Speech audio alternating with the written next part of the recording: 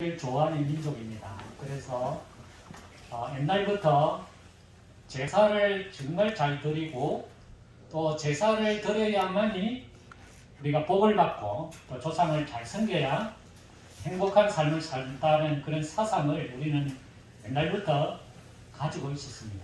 그런데 한 120, 30년 전에 이 기독교가 우리나라에 들어왔습니다.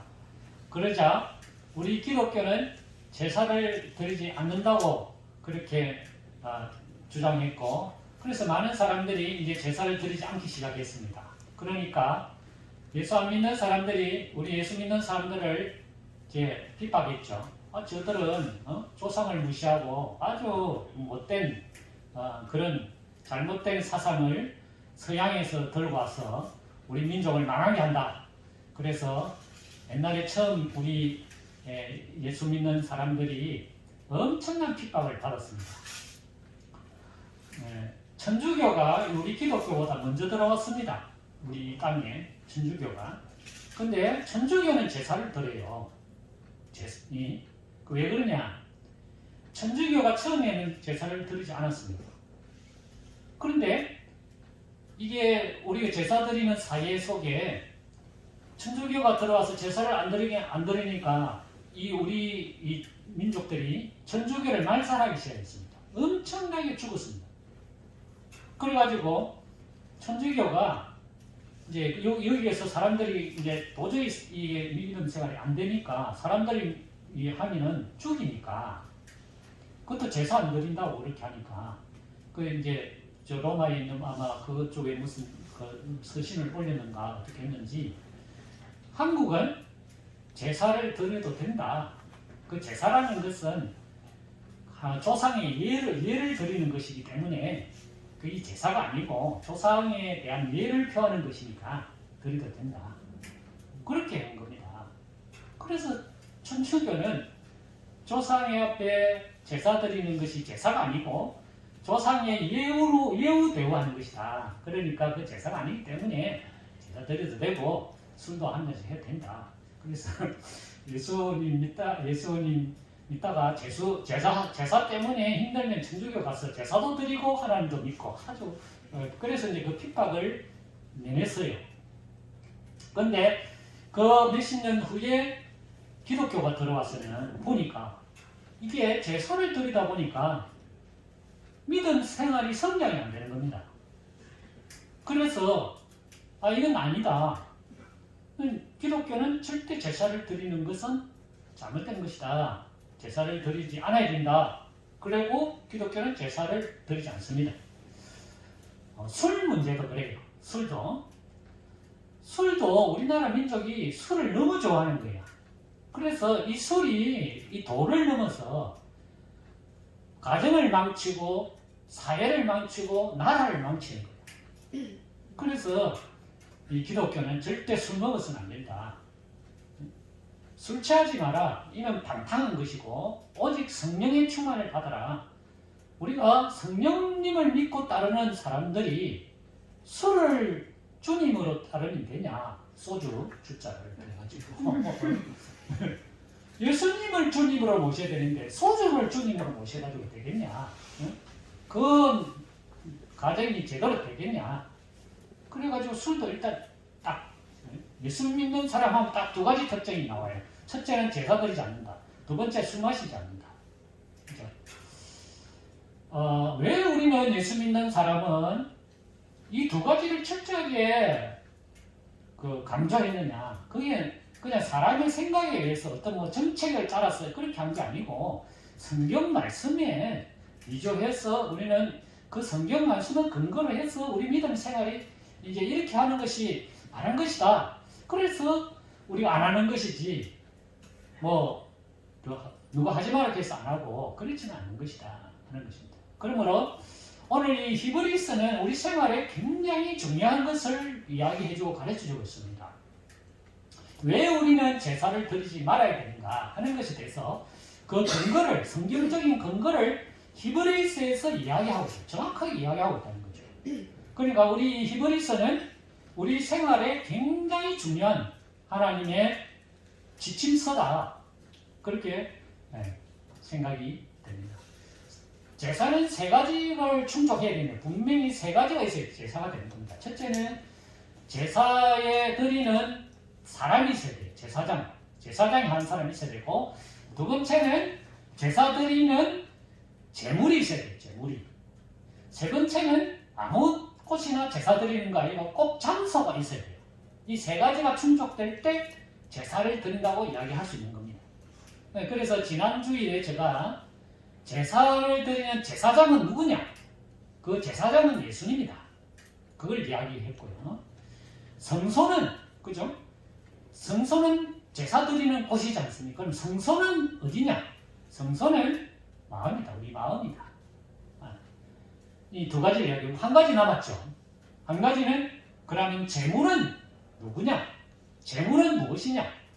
제물을 놓고 우리가 제사를 드리는데, 제물은 예수님이 바로 제물이다 하는 겁니다. 그러니까 두 가지는 바로 예수님이 다 가지고 계신다는 겁니다. 두 가지는. 그죠? 제사장도 예수님이고 제물도 예수님이야. 그러면 성소는 어디냐? 제사 드리는 곳은 어디냐? 제사 드리는 곳은 건물이 아니고 이 성소가 아니고 하늘의 성소, 성소에서 제사를 드리는 것이다. 그래서 오늘 그러면 예수님이 제물이라 하셨는데 예수님이 왜 제물이냐 하는 것입니다. 우리가 오늘 히브리서에 가서 보면은 히브리서는 유대인들이 예수님을 믿었습니다. 그 예수님을 믿다가 보니까 자신들이 몇천 년 동안 예수님 말고 외에 그 유대 율법을 따라 제사 드리는 사람이었거든요. 유대인들 하면 제사 드리는 사람인데 이 사람은 몇천 년 동안. 그러다가 예수님을 믿었단 말이죠. 그 제사를 드리지 않아도 된다 이렇게 이야기를 하니까 이 사람들 마음에 뭔가 모르는 섭섭함이 있는 것입니다. 옛날에 우리 조상들이 드렸던 이 제사, 그 제사를 우리는 드리고 싶다. 그리고 예수 믿으니까 너무 어렵다. 예수 믿는 사람도 적고 사람들이 예수 믿는다 하면 손가락질하고 핍박하고 못 믿게 하고 하니까 차라리 옛날에 우리 조상들이 믿던 그 제사 그걸로 내가 다시 돌아가야 되겠다. 그래서 예수 믿지 않고 다시 유대교로 돌아가는 사람들이 이제 나타나기 시작했잖아요. 그런 사람들에게 히브리서를 통해서 우리가 다시 옛날로 돌아가서는 안 된다. 그 옛날은 없어진 것이고 옛날은 내 것이고 옛날 것보다는 새로운 제사가 더 좋은 것이고 더 완벽한 것이고 더 하나님이 원하시는 제사인데 왜 새로운 것을 어렵다고 힘들다고 새로운 것을 좋은 것을 하나님 주시는데 이것을 포기하고 옛날 것으로 돌아가려고 하느냐 하는 그러한 말씀이 기록이 되어 있습니다. 자, 오늘 9장의 내용은 어떤 내용이냐 하면은 유대인들이 제사 드리는 장소는 성전이었다는 겁니다. 그 성전의 구조는 어떤 것이냐면은 지성소가 있고 그 다음에 성소가 있는 이 성전은 두 부분으로 나누어진다는 겁니다. 첫 번째 부분은 뭐냐면은 성소라는 부분이고 그 성소 안에 이 칸을 치려가지고 거기에는 함부로 들어오지 못하도록 해놨다는 거예요. 그래서 처음에 문을 성소에 딱 들어가면은 무엇이 있느냐면은 그 2절에 보면은 9장 2절에 보면 그 안에 등잔대가 있고 상이 있고 진설병이 있다는 겁니다. 이 말은 뭐냐면은 그 성전에 들어오면은 등이 있다는 것입니다. 등이 있고 한쪽 벽면에 등이 있고 또 한쪽 맞은편에는 상이 있다는 겁니다. 상이 있는데 그 상에는 무엇이 있냐면 떡을 6개씩 이렇게 요 포개 놓고 또 6개씩 이렇게 포개 놓는데 매일 아침 저녁에 제사장이 들어옵니다. 들어와서 성전에 문을 열고 들어와가지고 뭐 하느냐면 등불을 켭니다. 아침에는 또 들어옵니다. 아침에는 등불을 끕니다. 낮에는 필요 없으니까. 그런 거 아니고, 저녁에 켜고요. 또 그게 불이 꺼지지 않도록, 또 점검을 합니다. 그래서 아침, 저녁으로 제사장은 불 관리를 합니다. 그 다음에 일주일에 한 번씩 제사장이 들어와서 뭐 하냐면은 떡을 갑니다. 일주일에 한 번씩 들어와서 새 떡을 만들어서 헌떡은 가져나가고 새로운 떡을 나갑니다. 헌떡은 가져나가서 제사장들이 먹습니다. 일반 사람이 먹으면 안 돼요. 그런 겁니다. 그게 이제 일반 매일 하는 제사입니다. 제사장들이 하는 일이에요. 그 다음에 이 칼을 찔러놨습니다. 그 안에 들어가는 것은 대제사장들만 들어갑니다. 그것도 1년에 한 번 들어갑니다. 거기에 들어가면 두 번째 휘장이거든요. 거기에 지성소라고 일컬고 거기에 뭐가 있느냐 4절에 보면 거기에 보면은 금향료가 있습니다. 향을 피운다는 금향료가 있고 그리고 갯짝이 하나 있어요. 갯짝이 있는데 거기는 만나를 담은 항아리가 하나 있고 그 갯짝 안에 돌판이 있어요. 돌판. 모세가 하나님으로 받았던 10계명의 돌판이 그 속에 있고 그 돌판 그 갯짝의 뚜껑은 뭐냐면 천사가 조각을 해가지고 천사가 이렇게 딱 이렇게 마주보고 인사를 하고 있어요. 그게 뚜껑입니다. 뚜껑. 그래서 거기에 들어가서 매 1년에 한 번 7절에 보면 오직 둘째 장막은 대제사장이 홀로 1년에 한 번 들어가서 자기와 백성의 허물을 위하여 드리는 피 없이는 아니한다. 거기에 들어갈 때는 꼭 가져가야 될 게 있어요. 뭐냐면은 피를 가져갑니다. 피를 양손에 받아서 들고 가서 먼저 자신에게 뿌려요. 뿌리고 그 다음에 그 피를 거기에 갯짝 그러니까 돌판을 담은 안에 천사가 이렇게 하고 있는 거기에다가 피를 뿌린다는 거죠. 왜 그러느냐 하면은 그 피를 뿌림으로써 대제사장의 본인의 죄도 사함을 받는 행위를 하는 것이고 또 온 백성들 제사 드리러 오는 모든 백성들의 죄를 거기에 피를 뿌림으로써 용서받는 제사라는 거죠. 그것이 유대인들이 몇천 년 동안 실제 드리는 제사였다는 것입니다. 그런데 그 제사가 필요 없어졌다는 겁니다. 왜냐? 그 이유를 이야기합니다. 이제는 그 제사가 필요 없어졌다. 왜? 예수님이 이제 오셨다는 거죠. 예수님이 오셨어. 그러니까 대제사장이 이제 필요 없어졌다는 것입니다. 예수님이 대제사장이다. 그리고 그러면 예수님이 대제사장, 예수님이 그 지성소에 따라서 피를 뿌려야 되지 않느냐? 그렇게 생각할 수 있잖아요. 예수님은 직접 자기의 피로 그 피를 뿌렸다는 것입니다. 자, 그것이 9절에 나오고 있습니다.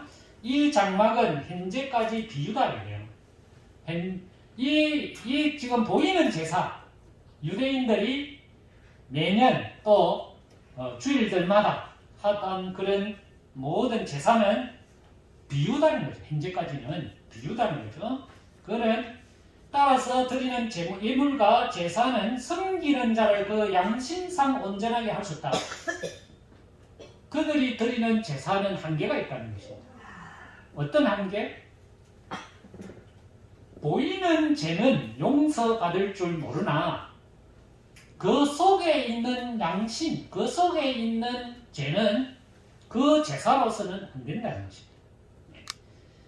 이것은 먹고 마시는 가지고 씻는 것이고 육체의 예법일 뿐이지 계획할 때까지 새로운 것이 나타날 때까지 임시로 하는 제사다 하는 것입니다. 그러니까 유대인들이 드리는 제사는 자기 스님들이 생각하기에 이게 완벽한 제사다. 이 완성된 제사다. 하나님 앞에 죄를 용서받는 가장 유일한 제사다. 그렇게 생각하고 있었습니다. 그런데 히브리서 기자는 뭐라고 이야기했냐면 그것은 임시로 새로운 것이 나타나기 전까지 임시로 하나님께서 허락한 제사지 그게 완벽한 제사가 아니다. 계획할 때까지 새로운 것이 나타날 때까지 임시로 허락한 것이고 새로운 것 진정한 것이 오면은 그것은 없어져야 된다. 없어져야 되는 제사다. 왜냐? 새로운 것을 하기 위해서 임시로 주어진 제사이기 때문에 그 새로운 것이 이제 진짜 제사가 나타나면 임시로 하던 제사는 없어져야 된다는 거죠. 자, 새로운 제사는 그럼 왜 어떤 제사이길래 이것을 새로운 제사라고 이야기하느냐 하는 것입니다. 새로운 제사, 하나님이 주신 새로운 제사는 예수님이 자신의 피로 하나님 앞에 나가서 제사를 드린 이 제사는 한 번의 제사로 모든 것이 다 완성됐다는 거예요. 한 번의 제사로. 그래서 이 제사는 더 온전한 제사다는 거죠. 온전한 제사. 그래서 완전한 제사다. 12절에 염소와 송아지의 피로 하지 아니하고 오직 자기의 피로 영원한 속죄를 이루사 단번에 성소에 들어가셨다 하는 것입니다. 하나님이 받으시는 제사는 예수님의 그 제물을 통해서 예수님의 피를 통해서 받으시는데 그 제사는 딱 한 번으로 끝난다는 거예요. 왜냐? 완전한 제사이기 때문에 그렇다. 그럼 유대인들이 드리는 것은 매일 드리잖아요. 그죠? 매일 드려요. 또 일주일에 한 번 드려요. 떡을 바꿔요.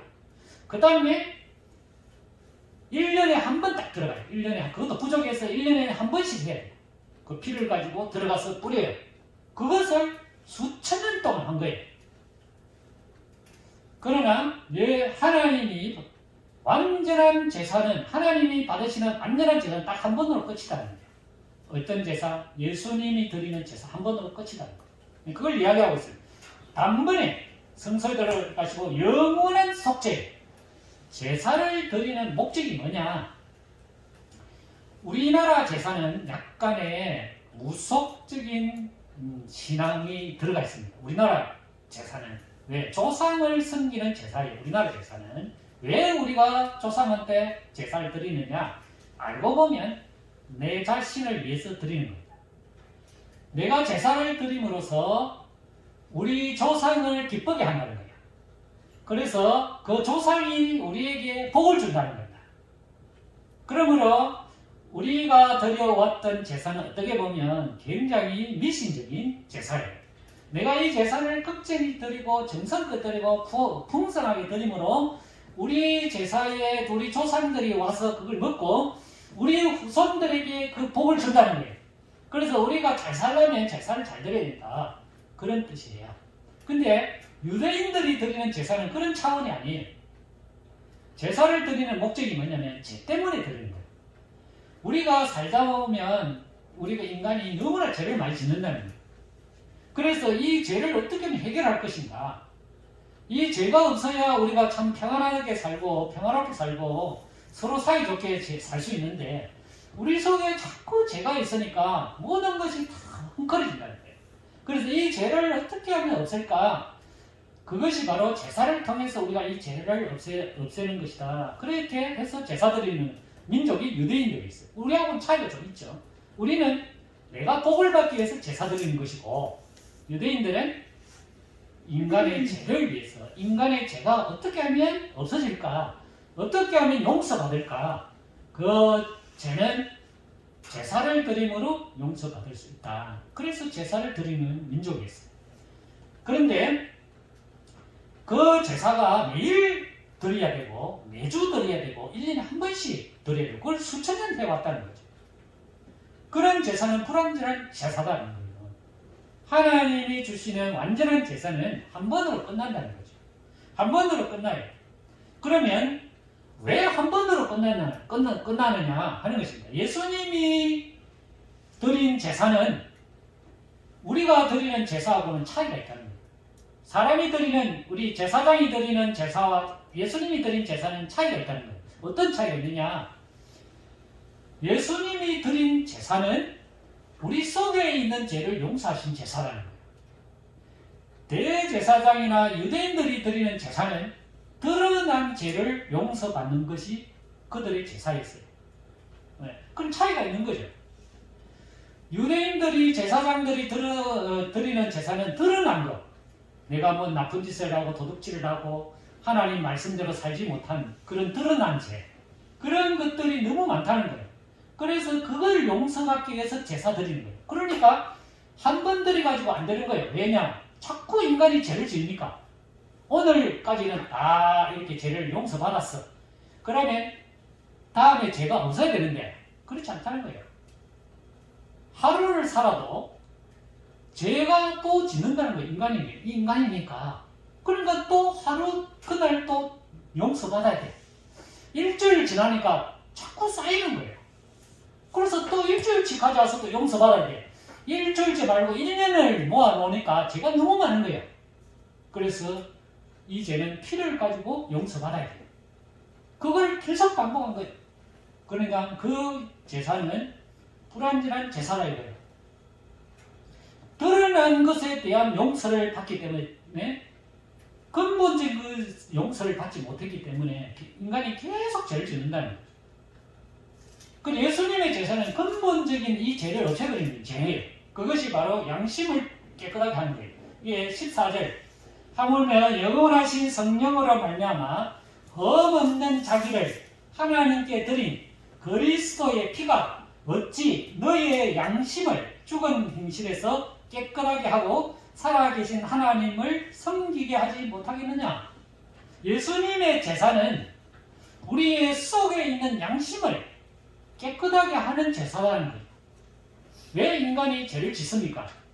양심이 더러워져 있기 때문에, 속이 더러워져 있기 때문에 이 속에 드러난 것이 바깥으로 드러나요. 그게 우리가 보이는 죄예요. 사실은 용서받아야 진정한 용서받아야 할 제사는 속에 있는 걸 치유하는 거예요. 원인을 치유하는 제사가 진정한 제사라는 거죠. 우리 속에 있는 양심, 우리 속에 있는 죄, 우리 속에서 드러나지 않는, 바깥으로 드러나지 않는 것을 없애야 진정한 제사가 된다는 거예요. 그 진정한 제사는 예수님이 죽으심으로 예수님의 피로 우리의 속에 제사를 드려야 우리 속에 있는 것들이 다 없어지고 새롭게 된다는 겁니다. 양심을 새롭게 한다는 거예요. 우리 속에 있는 것들을 완전히 깨끗하게 하는 제사가 바로 예수님의 제사라는 거예요. 그러므로 우리 속에 있는 것이 깨끗해져야 하나님께 나아갈 수 있다는 거예요. 하나님께 나아갈 수 있는 제사라는 거예요. 이게 진정한 제사라는 거예요. 겉에 있는 걸 없앤다고 해서 하나님 앞에 나아가는 제사가 아니다는 거죠. 그렇잖아요. 원인은 속에 있는데, 원인은 속에 쓰고 있는데 바깥에 드러나는 그 잘못을 용서받는다고 해서 하나님이 받으시느냐? 아니다는 거죠. 네 속에 있는 것도 네 속에 있는 시커먼데 내가 너를 어떻게 용서하고 내가 너를 어떻게 받아주겠느냐 말이에요. 속에 있는 것이 없어져야 된다는 거지요. 내 속에 있는 양심이 깨끗해져야 된다는 거죠. 그래야 하나님을 제대로 섬긴다는 거죠. 그 제사가 바로 예수님의 제사다 하는 것입니다. 그래서 15절에 보면 하나님이 받으시는 제사는 예수님의 제사고 그 제사는 부르심을 입은 자, 그 뒤에 가보면 그렇게 나오죠. 후반절에 부르심을 입은 자로 하여금 영원한 기업의 약속을 얻게 하심이라.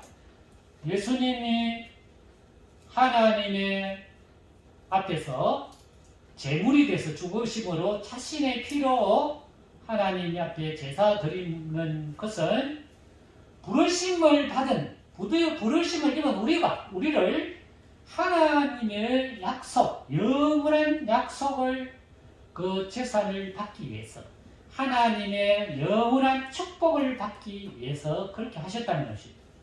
그러므로 우리가 예수님을 믿는다는 것이 예수 그리스도의 피를 믿는 것입니다. 예수님의 십자가에서 나를 대신해서 죽으시고 그 피로 내가 용서받아서 부르심을 받은 우리가 하나님의 그 기업, 영원한 기업을 받을 수 있는 자격을 우리에게 주신 그 제사다. 그게 완전한 제사고 영원한 제사다. 더 나은 제사다 하는 것입니다. 그러므로 모든 것은 피로서 다 정결하게 되는 것이고 다 깨끗하게 되는 것이라는 것을 모세 시대 때부터 하나님 우리에게 가르쳐 주셨다. 십자가의 피가 우리의 모든 것을 용서해 주시고 그 피를 믿음으로써 하나님이 주시는 축복의 삶을 살게 된다는 거예요. 그러므로 우리는 모든 것은 다 피로 정결하게 된다. 22절 율법을 따라 그의 모든 물건이 피로서 정결하게 되나니 피 흘림이 없은즉 사함이 없느니라. 율법을 통해서 하나님께서 우리에게 말씀해 주셨다는 거죠. 모든 죄는 반드시 용서받으려면 피가 있어야 된다는 거예요. 그것을 율법을 통해서 말씀을 통해서 모세를 통해서 우리에게 말씀해 주셨다는 거예요. 그 모세에게 말씀해 주셨던 그 피가 바로 예수님의 피로 인해서 완성하게 됐다. 완벽하게 됐다 하는 것입니다. 그러므로 23절 그러므로 하늘에 있는 것들의 모형은 이런 것들로서 정결하게 할 필요가 없다 하는 것입니다. 세상에 있는 성전은 불완전하기 때문에 그 피로서 다 뿌려서 제사 드리기 전에 피로 뿌려가지고 깨끗하게 만들어야 돼요. 제사 드리는 모든 기구는 피를 뿌려야 돼요. 그래야 정결하게 됐다는 것을 인정하는 거예요. 그러나 하늘에 있는 것은 그렇게 할 필요가 없다는 것입니다. 하늘에 있는 것은 예수님이 이런 것들로 다 해버렸기 때문에 다 깨끗해진 것이다. 그리스도는 손으로 만든 성소에 들어가지 아니하시고 하늘에 있는 성소에 들어가셔서 하나님 앞에 나타나셨다. 24절, 25절 대제사장이 해마다 다른 것의 피로서 성소에 들어가는 것 같이 자주 자기를 드리려고 아니하실지니 26절 단번에 자기를 단번에 제물로 드려 죄를 없이 하시려고 세상 끝에 나타나셨다 하는 것입니다. 제사는 한 번으로 끝난다는 거예요. 한 번. 누구의 제사? 예수님의 제사로 완결됐다 하는 것입니다. 그러므로 우리가 예수님을 믿음으로 제사는 완결된 것이다 하는 거예요. 완전하게 끝난 것이다 하는 거예요. 우리는 그걸 확신하고 가지고 있어야 돼요. 그래야 내가 제사 안 드리는 것에 대해서 뭔가 좀 부담감을 가질 수가 있어요. 항상 보면 우리 나만 사는 거 아니잖아요. 우리 가족 중에서 예수 믿는 사람들 있거든요. 그 사람들은 제사가 생명이요. 저도 그래요. 저도 우리 가문이 있습니다. 우리 가문이 제사 엄청 잘 드려요. 그리고 저 앞에 들어오시는 분이 우리 가족가가 있어요. 이렇게 잘 만들어놨어요. 그 말로 만들어놨습니까? 1년에 한 번씩 시사 진행해요. 꼭 시사를 주일날 진행해요. 그래서 저한테 연락 옵니다. 제가 대표로 우리 가정의 대표자로 제가 여기 사니까 그랬어요. 우리 형님이 있지만 형님이 저보고 야 니가 해라 이래가지고 그래서 제가 저 제사의 이제 대표자로 돼 있어요. 꼭 나한테 연락이 와요. 그것도 주일날. 그럼 내가 얼마나 부담스럽겠습니까? 난 교회 제가 이제 운영을 했죠. 옛날에는 천국에서 어르신 우리 성도님 모시고 오면은 제 시사 지내고 있거든. 그죠? 그럼 내 마음이 얼마나 괴롭겠습니까? 우리가 모르기 때문에 그런 제사를 지내고 있다는 거예요. 모르기 때문에. 하나님의 말씀을 보면 제사는 이제는 끝났다는 거예요. 제사 안 드려도 된다는 거죠. 하늘의 제사로 한 번으로 하나님이 끝냈다는 거죠. 그런데 우리는 그걸 안 믿으니까 계속 제사를 드려야 된다는 거죠. 우리 성도들이 여러분 저만 그런 것은 아니라고 생각합니다. 제가 생각해 볼 때 여러분들도 가문이 있고 여러분들도 제사 드리는 사람 속에 살고 있지 않습니까? 그러면 늘 갈등이 생겨요. 우리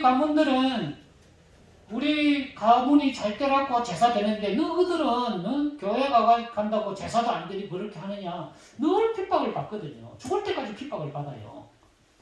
그러면 우리가 어떤 믿음과 신앙을 가지고 있어야 되느냐는 거예요. 하나님이 받으시는 것은 한 번으로 다 끝났다는 거죠. 인간이 드리는 제사는 그저 잘못된 제사인 거예요. 성경은 그걸 이야기하고 있는 것입니다. 제사 드리는 목적은 우리 복 받으려고 드리는 것이 아니에요. 제사의 목적은 죄를 용서받는 것이 제사의 가장 중요한 목적이죠. 근데 우리 선조들이나 우리 가문들은 무엇 때문에 제사 드립니까? 내 후손 잘 되려고 제사 드리는 거 아니에요. 솔직히 이야기해서. 안 그렇습니까? 그건 아니잖아요. 제사의 목적이 아니잖아요. 제사의 목적은 우리의 죄가 없어지는 거예요. 우리의 양심이 깨끗해지는 거예요. 근데 인간의 제사를 가지고는 절대 그렇게 할 수 없다고 이야기하고 있습니다. 성경은 예수님의 제사야만이, 하늘에서 드리는 제사야만이 완결한 제사가 된다고 말씀하시고 계시거든요. 그 제사는 한 번으로 끝난다고 말씀하셨고, 예수님이 한 번으로 다 끝냈어요. 그럼 우리는 뭐 하면 됩니까? 예수님을 고백하면 되는 거예요. 예수님을 믿고 의지하면 되는 거예요. 그러면 예수님이 오셔서 우리 속에 뭐 합니까? 우리 속에 있는 양심을 다 깨끗하게 해주신다는 거예요. 그러니까 우리가 드러나는 것이 죄가 드러날 수가 없는 거죠. 죄를 지을 수가 없는 겁니다. 왜냐? 내 양심이 그걸 용납 못해요. 왜? 예수님을 믿음으로 예수님의 피가 내 속에 들어와서 내 양심을, 죽었던 양심을 살려놨어요. 그럼 내가 죄를 지으면 내 양심이 고통스러워요. 아, 이건 죄인데, 이건 잘못된 일인데.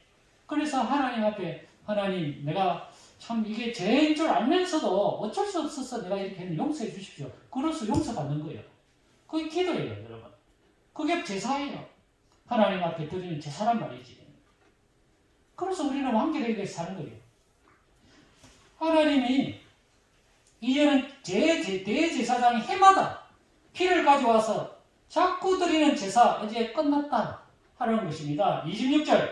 그리하면 그가 세상을 창조한 때부터 자주 고난을 받았어야 할 것이다. 이제 자기를 단번에 제물로 드려 죄를 없게 하시려고 세상 끝에 나신 것이다. 단번에, 그죠? 한 번에 제물로 되셔서 죄를 없앴다는 거죠.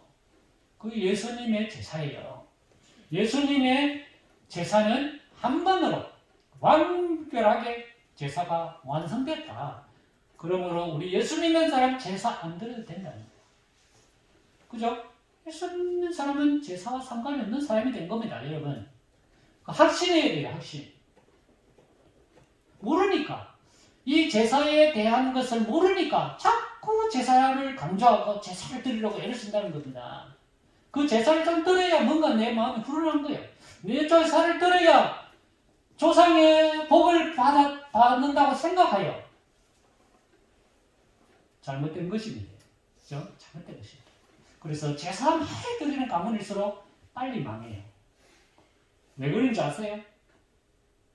성경은 하나님이 없는 제사는 누구한테 드리는 것이다? 마귀와 귀신에게 드리는 제사다 분명히 이야기하고 있어요. 그러니까 제사를 자꾸 드리고 제사를 극진하게 드리고 제사를 많이 드리는 가문일수록 빨리 망해요. 왜? 마귀를 계속 불러들이기 때문에.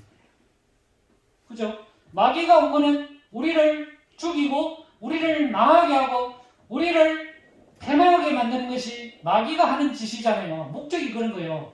지옥으로 끌고 가는 거예요. 죄를 짓게 해서 지옥으로 끌고 가는 것이 마귀가 하는 일이에요. 마귀를 우리 집에 자꾸 들라요. 마귀를 우리 집에 자꾸 들어오라고 빌어요. 마귀가 얼마나 좋아하겠습니까? 그러니까 그 집이 제대로 되겠습니까? 안 되는 거예요.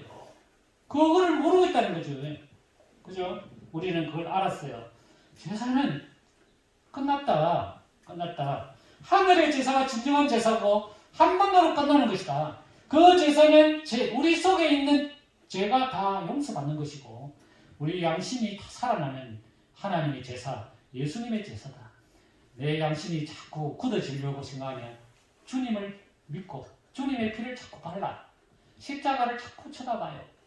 그러면 내 양심이 굳어졌던 양심, 더러워졌던 양심, 세상 속에서 덮어졌고 오염되었던 내 양심이 자꾸 깨끗해져요. 그래서 보면 알아요.